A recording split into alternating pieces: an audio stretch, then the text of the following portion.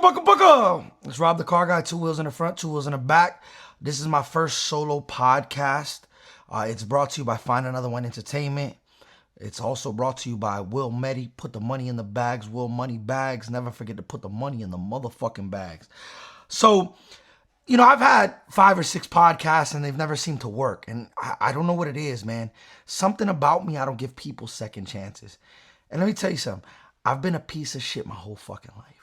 My whole life. It seems like everything I touch, I fuck up. I had a podcast with my brother. We did great. We did phenomenal. We had backlash from George Lopez and the whole Latino comedy community. That did great. But that fell apart. My fault. I had a pretty decent podcast with Nate the Great. That fell apart. My fault. Then me, Nate, and Junior had a podcast. That fell apart. My fault. Then I tried one with Greg. Fell apart. My fault. So I figured, forgive me, I got my zen. The best way to do it is do it by myself. I can't argue with myself and I can't be mad at myself. I got a lot of pet peeves. Showing up on time is real big for me. Right content is big for me. What you say is big for me. And I can control myself. I like to give out free game. I like to keep it real with you guys. And, I'm starting from the bottom, man. I'm not big on YouTube. YouTube is a hard platform to get across. I've struck gold with TikTok and I'm trying to make more long form content because I want to break things down piece by piece and give you guys more. With TikTok, I can't do that. Look, I'm in my daughter's room right now. It's the best I got. I bought me a $75 microphone. I plugged in my iPhone and now we're here, But I want to talk about being a fuck up. I've been a fuck up my whole life. But the one thing about me that set me apart from everybody else is I don't give up. I'm not a quitter. I'm very diligent. I don't believe in letting things happen by chance.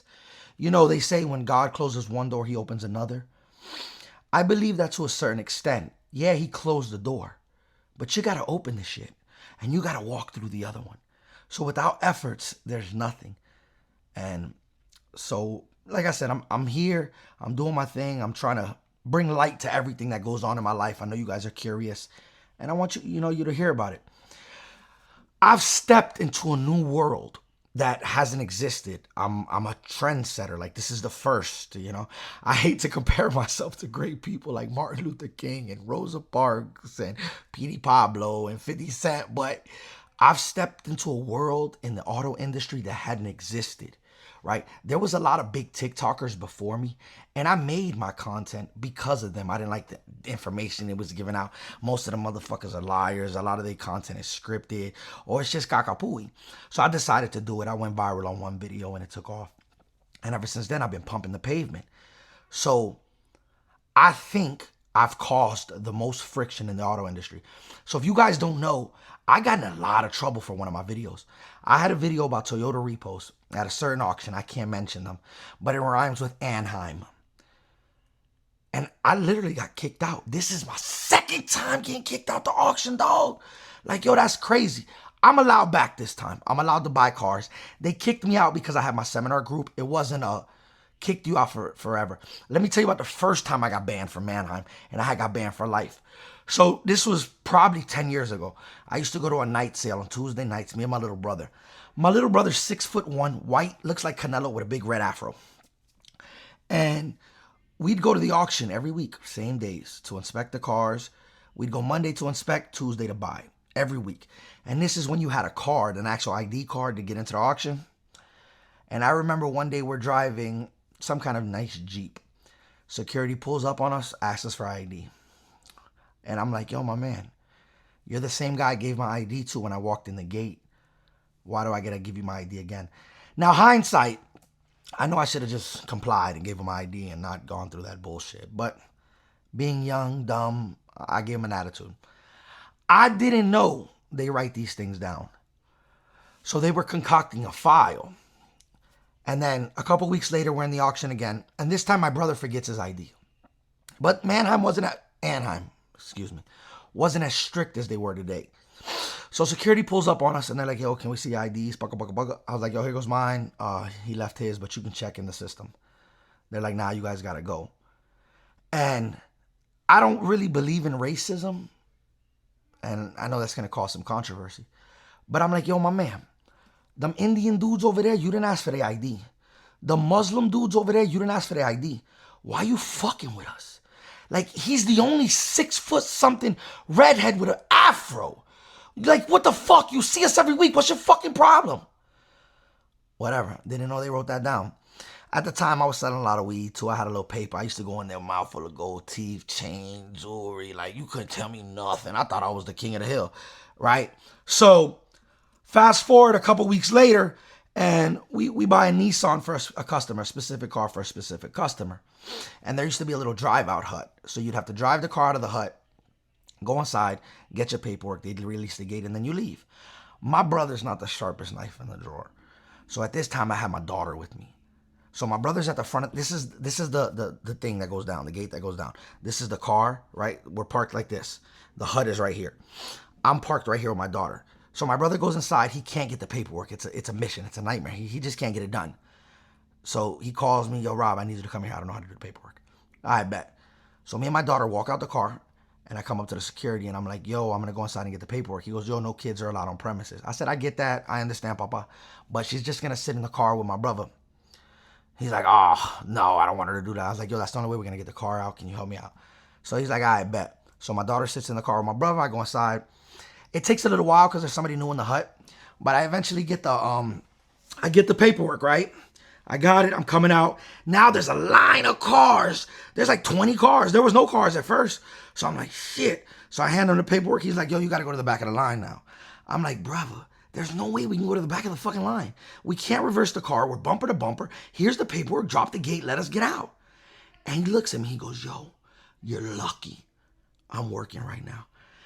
And I'm like, you bitch ass. Boy, I'll fuck you up. How about I come back when you get off? What time you get off? Yo, he throws himself on the floor. Ah! Ah! Calls the police. Says I threatened to kill him. Right? So I'm like, you a pussy. You a bitch. Blah, blah, blah, blah. Police roll up, and I tell them my story. He tells them his story. They're like, well, you got to come see the GM tomorrow. So I'm like, I bet. And at this time, I thought we were selling a car every 3 days. I was probably buying $100,000 worth of cars a month. 10 years ago, I thought I was the man. You couldn't tell me shit about that. So anyway, we go sit with the GM, and he's like, hey, I got to ban you, man, forever. I'm like, brother, I spent $100,000 a month here. The fuck you mean ban me? I didn't even do nothing. And I got banned for life. And then 2 years later, they call me, hey, are you going to come to our night sale? Blah, blah, blah. And I'm like, oh, I'm back. And that's when I started the journey back, and I got back into the auto industry. So that was my first lesson. Like, I was young and dumb. I grew up in the south side of Dade County, like, where friendly didn't exist. You knew who you knew because they lived in your neighborhood, but you didn't meet new people. So I struggled a lot. Like, I still struggle to this day. I have people anxiety, and people think because I'm on TikTok and everything like that I don't, but I do. It's hard for me to shake hands. And that's one of the reasons I linked up with Greg, because Greg's a great opener. I'm a great closer. But opening it up, man, I used to pay somebody when I was selling cars to go say hi to people because that was the hardest thing for me. Like, growing up in the projects, it'll really fuck you up, man. You think being friendly is a weakness. Like, friendly Henry motherfucker. You a pussy, bro. You talk to everybody, man. And it's haunted me till this day. I'm damn near 40 years old, and I still go through that, I can't be friendly thing because it makes me look like less of a man. And I preach to you guys, you're one relationship away from being successful. And TikTok has opened up doors for me I never knew would exist. I had lunch with the fucking owner of an auction.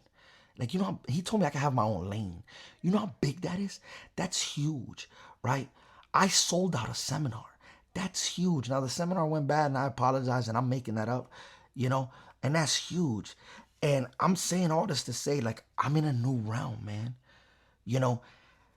Rod Wave said it the best. This fame shit is some lame shit.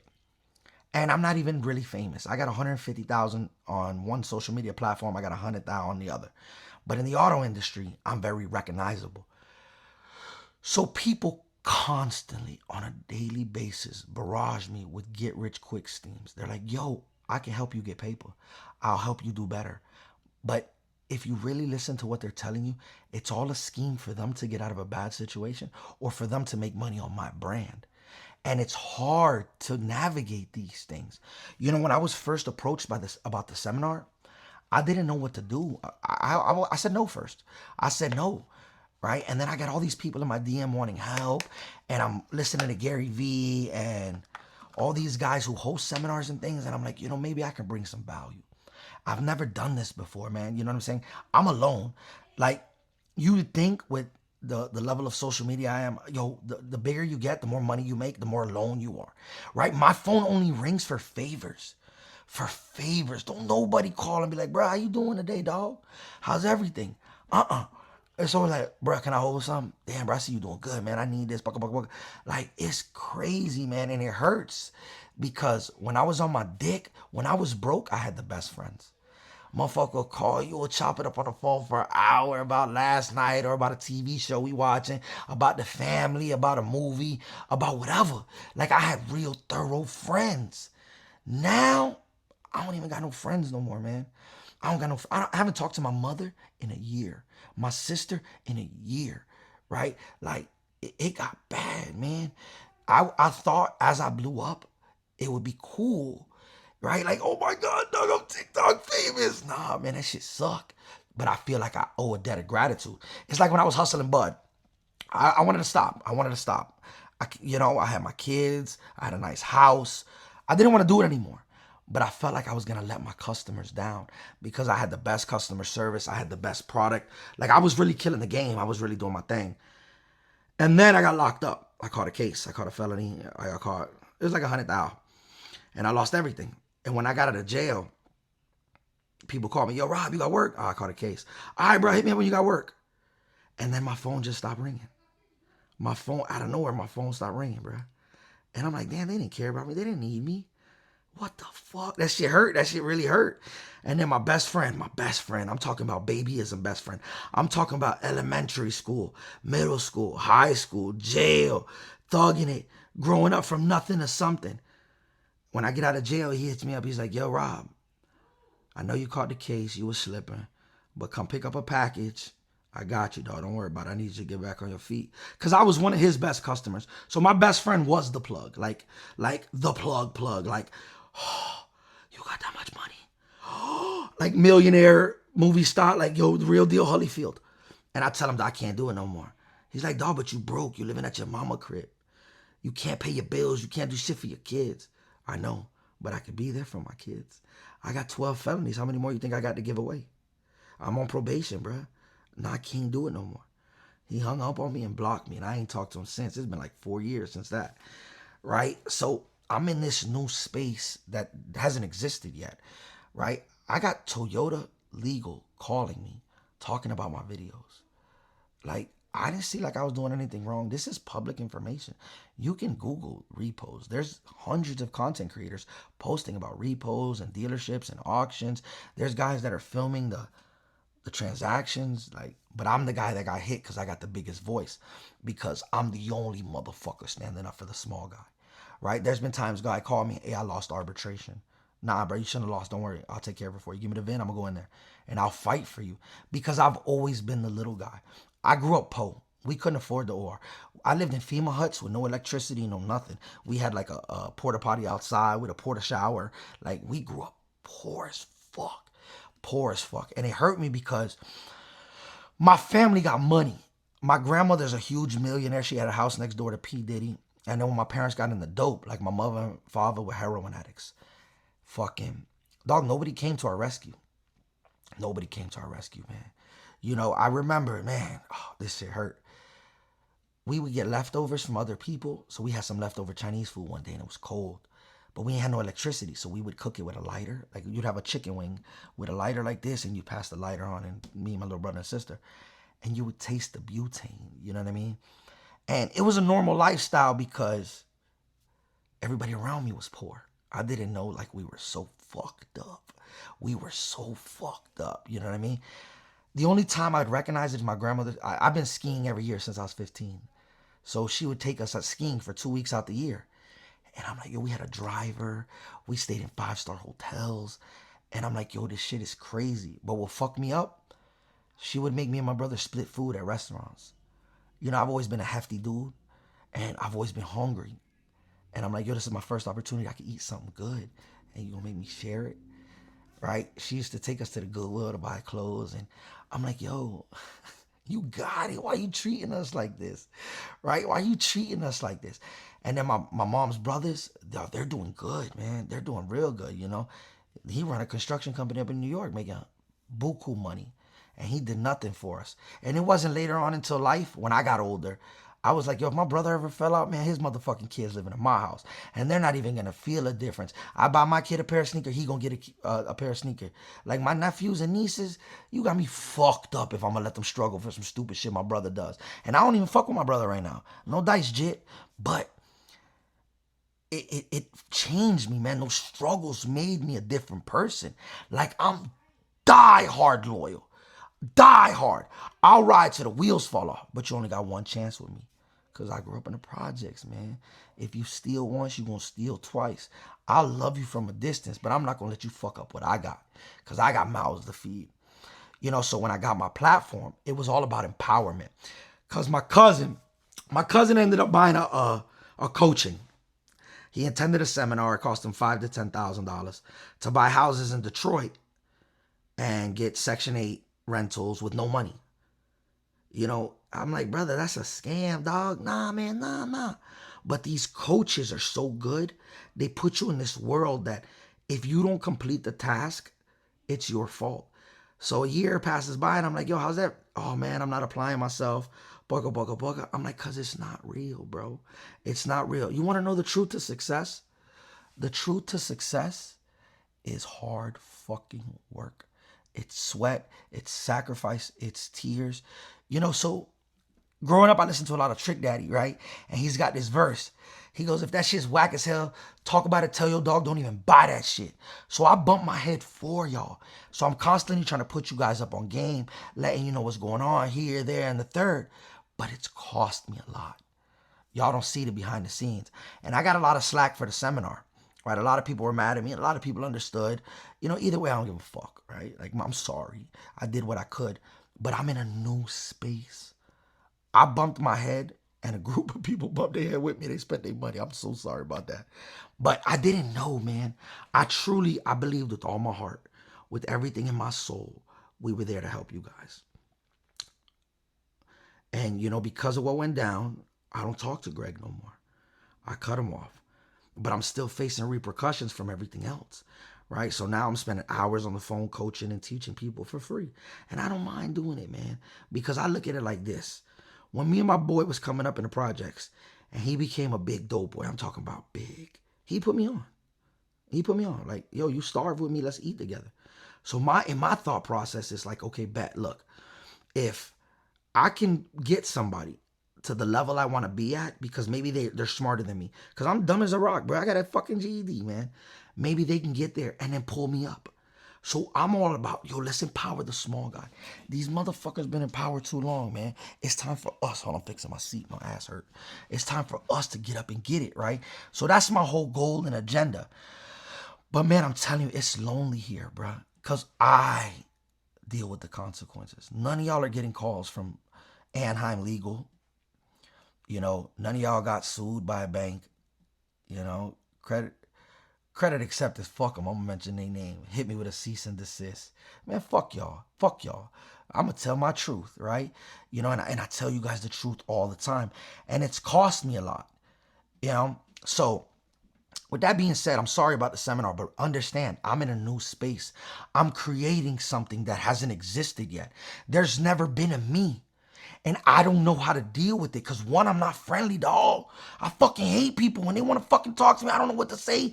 You know, when the big wigs hit me up, yo, let's have a sit down. For what? For what? You know, I was in Pepsi for 10 years. And there used to be a guy named Rich Loomis. And I loved Rich so much because he was powerful. We would have these round table meetings. And you probably have them at your job where, hey, how can we make this a better work environment? And you spit off all these ideas that never happened. And I remember one time I'm in there, I'm like, yo, Rich, I know a lot of this shit you can't fix, dog. You a pee in the pod.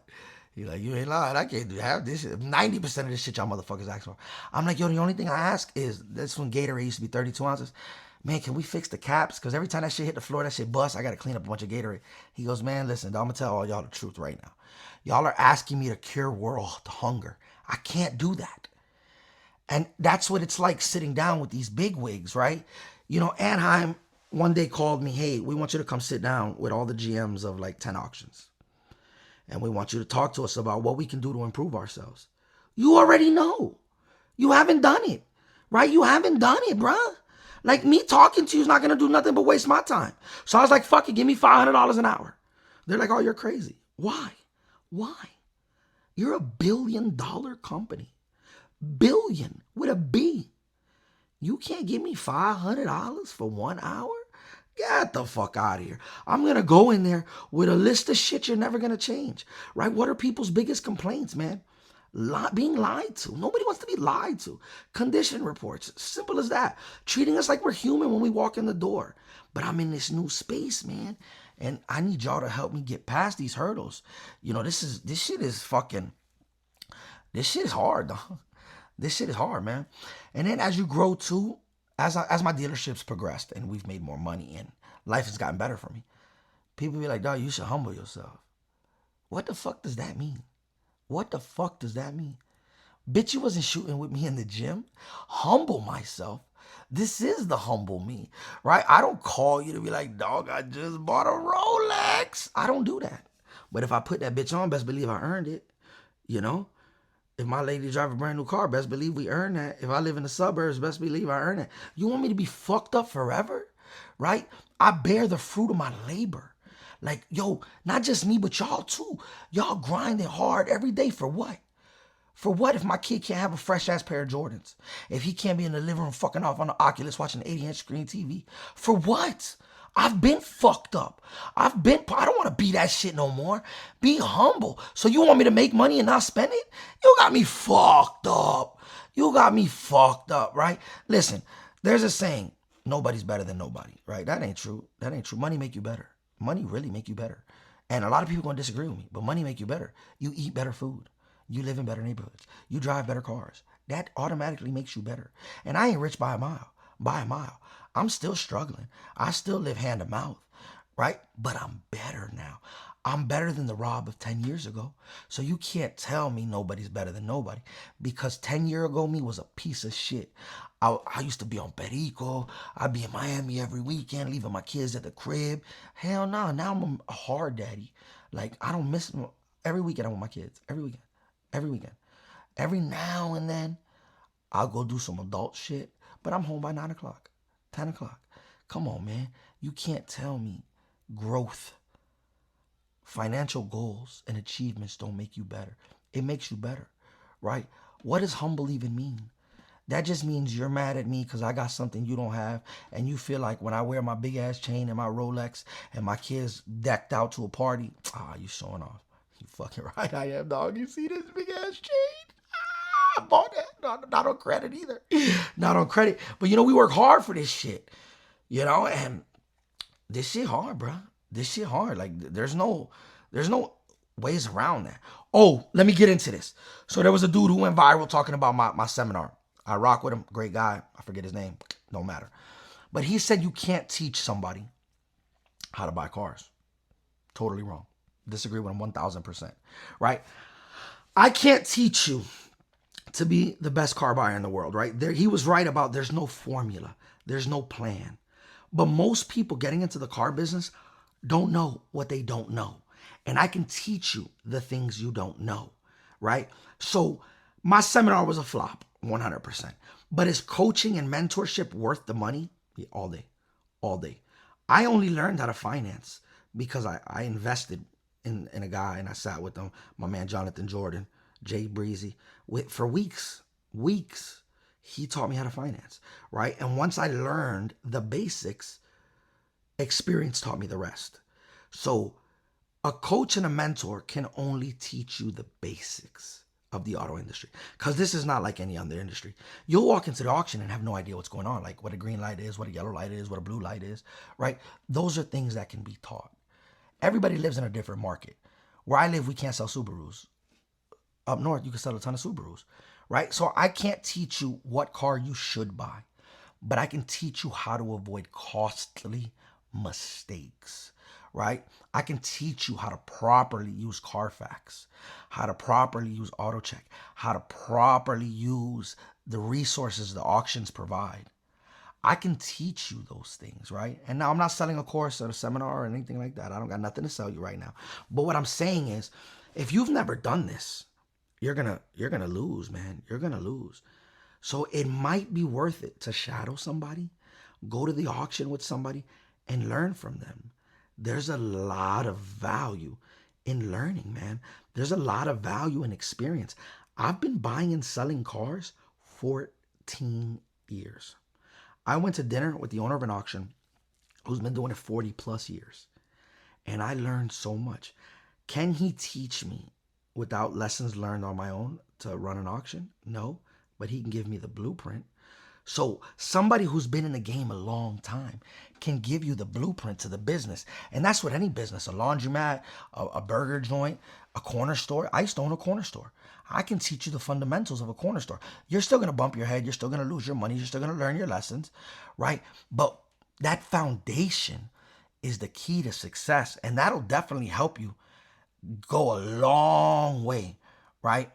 Go a long way. Because I still lose money to this day. Every dealership still loses money to this day. But a good coach and a good mentor will help you alleviate some of that stress, right? Some people don't know what structural damage means, right? It's like, oh, it's structural, but it's not on the Carfax. Some people don't know how to properly use a green light. Hey, how long is the green light? Well, it depends what auction you bought it from. It depends where you bought it. Did you buy it online? Did you buy it on OVE? Did you buy it in Lane? How'd you buy it? Right? These are things that you can learn with experience, but it's going to cost you more than if you had a mentor. And this is my first episode, guys, so it's a little rough and it's a little rugged. But I'm going to try to do this more often. I need to get a better background. I keep looking at the background. I'm like, man, this shit look gay, though. But, I love y'all, man. I love y'all. If you need something from me, if you want me to teach something in a long format like this, let me know. I got your back, bro. It's us against them, right? 2 wheels in the front, 2 wheels in the back. Find another one. Mint, motherfucker. But subscribe, like, help me grow this YouTube shit. I'm doing big things, man. I got a lot of shit that I'm working on right now that's going to benefit not just me, but y'all as well. I got to get through these legal battles with the auctions and everything like that. I got to get back on their good graces. So against my better judgment, I'm kissing a little ass. But I'm going to try to post this maybe 3 or 4 times a week. Just a little vent session. But I love y'all, man. Thank you so much. I appreciate y'all. Till next time.